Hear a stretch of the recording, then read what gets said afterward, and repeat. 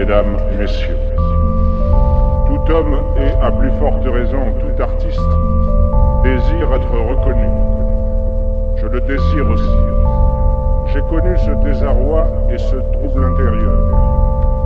Pour retrouver la paix, il m'a fallu en somme me mettre en règle avec un sort trop généreux. Et puisque je ne pouvais m'égaler à lui en m'appuyant sur mes seuls mérites, je n'ai rien trouvé d'autre pour m'aider que ce qui m'a soutenu tout au long de ma vie et dans les circonstances les plus contraires. Je veux dire l'idée que je me fais de mon art et du rôle de l'écrivain. Permettez seulement que dans un sentiment de reconnaissance et d'amitié, je puis vivre personnellement sans mon art.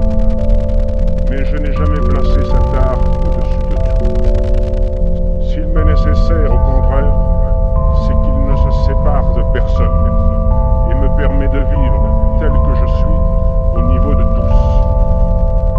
L'art n'est pas à mes yeux une réjouissance solitaire.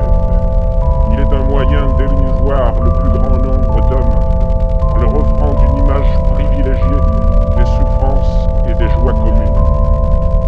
Il oblige donc l'artiste à ne pas se séparer. Il le soumet à la vérité la plus humble et la plus universelle. Et celui qui souvent a choisi son destin d'artiste parce qu'il se sentait différent, apprend bien vite qu'il ne nourrira son art et sa différence qu'en avouant sa ressemblance avec tous. L'artiste se forge dans cet aller-retour perpétuel de lui aux autres, à mi-chemin de la beauté dont il ne peut se passer et de la communauté à laquelle il ne peut s'arracher. C'est pourquoi les vrais artistes ne méprisent rien. Ils s'obligent à comprendre au lieu de juger.